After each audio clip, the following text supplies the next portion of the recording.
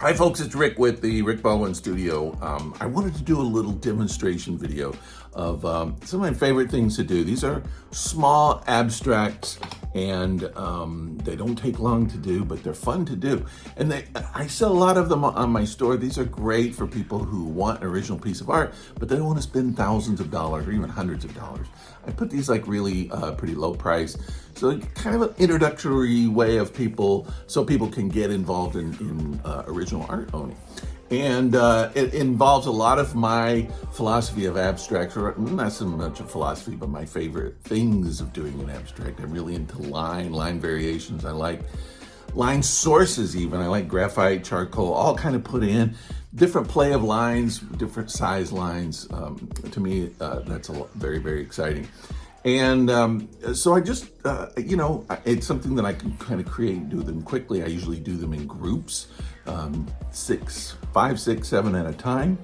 And once you're done, I have a nice little group of art that I could put on, sell at a low price for people who want an original piece of art, maybe give as a gift, I don't know, whatever they want to do. But anyway, so I wanted to do a little instructional video. This is the video. It's just basically kind of showing you how to do it. If you have any questions, you could send me an email, rickbaldwinstudio@gmail.com, and I'll try to answer your questions. In the meantime, I hope you enjoy it. I hope you learn something. These are very simple, quick to do, fun to do, and they don't require, so the main thing I always find is, it took me a long time to figure this out, but don't put too much into it. Don't cram everything you know into one little painting. It's okay if sometimes you just make 2 or 3 little marks even, because that becomes exciting. And when you're dealing with a small piece of art, you got to put movement into it, and the best way to put movement into it is to make sure you have a lot of negative space. This is a couple of these that I'm talking about. These are not the ones that you're going to see on the video, but these are the ones I made earlier. So you can see a lot of negative space, and it allows a lot of movement to happen inside. These are very fun, kind of simple, but I don't know, they're very rewarding. So maybe you'll figure something out. You'll be able to do something that you enjoy doing, and I don't know. See what you think. Watch the video, enjoy it, and until then, I'll see you later. I gotta get back to this thing. Get a little Waffle House coffee here.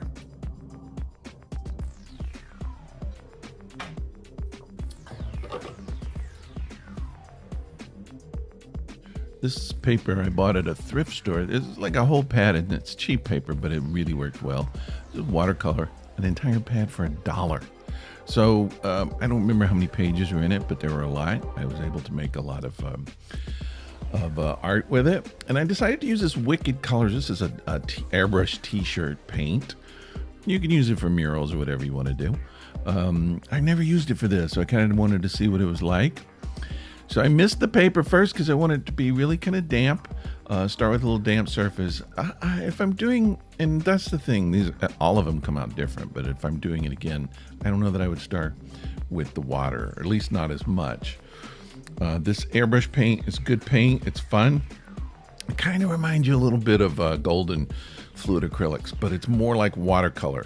So I watered this down and it came out too watery. And what I discovered is the properties of this paint, because it's supposed to go through airbrush, it's very, very thin, but it's pretty saturated in color.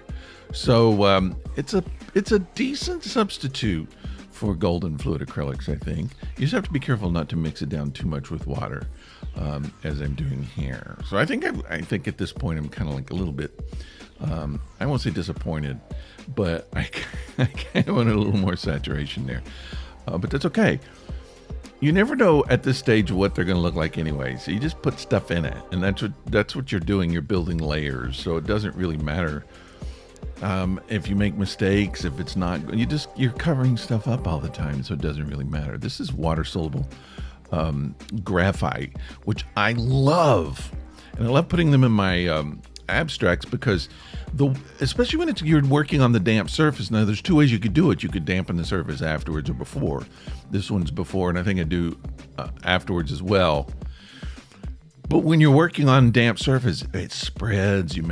It's darker and big lines and a lot of variation, and it's so much fun. It's almost like painting in some ways with graphite. So I really, really like that. And again, just kind of going a little crazy here with lines anywhere that I want them. Now this is a little less watered down color. You can see it's a little more saturated, and that's kind of what I wanted at the beginning, but and that's okay. I've done a few more after with this same paint, and you know, you kind of learn the paint properties, I think. I do prefer golden fluid acrylics, and even not just fluid, just the regular golden acrylics on this. They just really have good colors. But experimenting around with different kinds of things is great. I've done some of these with watercolors.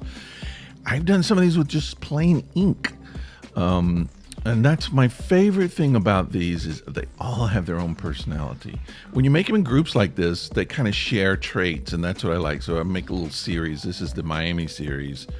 And, you know, they have kind of the same colors and some of the same materials that they share with each other, but they're different at the same time. So I'm playing around with water here, just kind of, I want to make some things spread a little bit, but sometimes it gets out of control. So getting in there and wiping out a lot of the excess water will not only save your paper, but it also creates different tones of the paint. You'll get some lighter and darker areas, which is nice. This is a piece of wheatgrass, dried wheatgrass. Get this at just a floral store, hobby store. I love these because they have so many little appendages that you can get in there and just kind of, it paints for you, and I like that. It does better with a heavier paint. On the wet paint, not quite as good, but still okay. But yeah, go grab some. It's very, very cheap, and they're great for painting. They make all kinds of great little lines and marks for you, which I enjoy. Anything that kind of helps put some randomness in it is fun. So this is more of the graphite. I wanted to put some darker areas, as you can see. But you know, you just play around with it. Sometimes the lighter is good. I feel like that it needed some much darker, not blacks, but some darker grays. And again, coming in and kind of pulling back some of the water is always a good thing. Now, when you're working with the more heavier acrylic, you could get a much varied result with pulling back on the acrylic. So you'll have like some heavy areas and some really, really light areas. In this situation, it almost kind of stained the paper, which was okay, but it kind of wouldn't come back too far with the color. I would have liked to have a little more variation. Now, also what you're seeing here is a little lighter than what it looked in person, because the lights kind of washed it out. You do get to see at the very end of the video, you'll get to see the finished results, and you'll see how more saturated they look. Hair drying is a boring thing. I always have to be careful. I don't like paint to take on the appearance of when you hit it with a hair dryer and it kind of splatters. I don't like that. I don't like people being able to look at something and go, oh, here's where they hair dried this. So I try to, I don't know, I wish I had like a big wide hair dryer that would not concentrate into one spot and kind of dry the whole area at once. Now here's where I'm actually using some more heavy bodied acrylics, and this is white. Again, you could change up the colors if you want. That negative space, needing the negative space is kind of why I did this. When I'm working with smaller paintings, I want more negative space in there, because you only have such a short distance to create a lot of energy and a lot of movement, and you have to do that with your negative space. Otherwise, it just kind of weights it down and it doesn't do much. So I kind of reclaim some of my negative space here, but I also can create marks on top of this, and I'll do that by scratching sometimes, or I'll just actually mark on top of it. And again, your layers that you put on these can go as long as you want. You can take them forever, but yeah, I tend to like to keep it There are some that I've done that are a little heavy and a little dark, but because of the size, I like to make it as light as possible. And so here I'm coming in, scratching up a little bit of the acrylic paint. I let it dry a little too long for this, but there are some areas that it's scratched up. Again, if it's not working, you're going to be doing some more. So don't worry about it. Just make these look a certain way, and then you move on to the next ones. It's a great way to kind of create art while you're experimenting.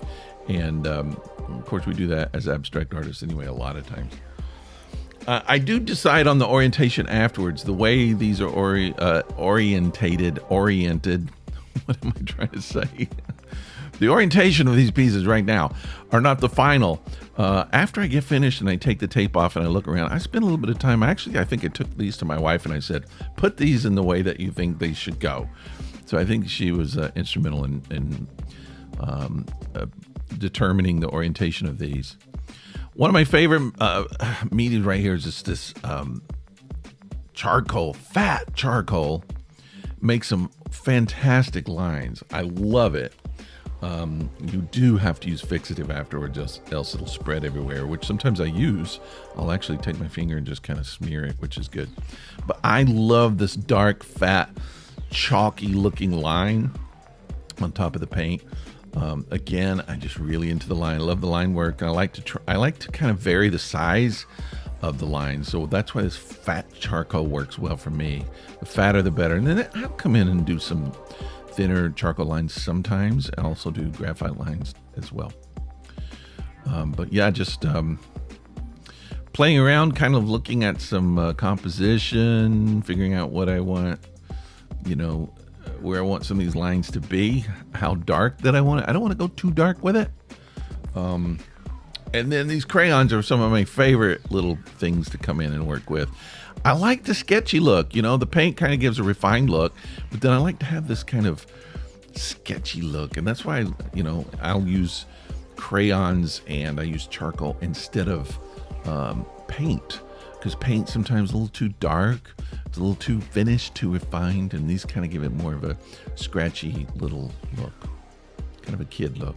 That's the thing you have to always put up with when you're an abstract artist, is people saying, my kid could do that, Whenever somebody says my kid can do that, I always just look them straight in the eye and go, Daddy?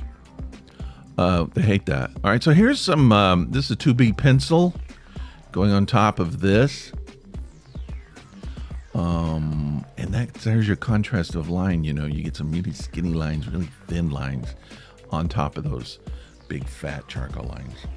And these are kind of light, but they work really well. And you put a lot of them together, do a lot of quick sketching, and you can actually make some cool little tones that way. It's almost like it's another version of painting, I guess. Going in I don't know, I guess this is what you would call the detail section of the painting. I don't know. But I'll get lost in this sometimes. And this is, oddly enough, this is where you can actually ruin these paintings, because you could go too far with the pencil lines. They need to look random. They need to, they don't need to call attention to themselves. So you got to really make sure that you do these to just enough, not too much. Okay, so from here, I think we're done. It may not look like we're done, but we're done. You could see pulling the tape off really makes a difference. It gives that border. This is my favorite fixative by Krylon, Fine Art Fixative. It's wonderful. Normally, I spray before I take off the tape. I don't know why I didn't here. I kind of wished I'd waited, but that's okay. Spraying here, and that fixes everything in. The charcoal's not going to come off. This is the final orientation too. This is this is how they all kind of came out, and perfect. Good. All right, that's good. And this is what it looks like here. But now we'll take a look at the final pieces right here. Oh, look at that. So you see more saturated, you see, and the lines kind of come out.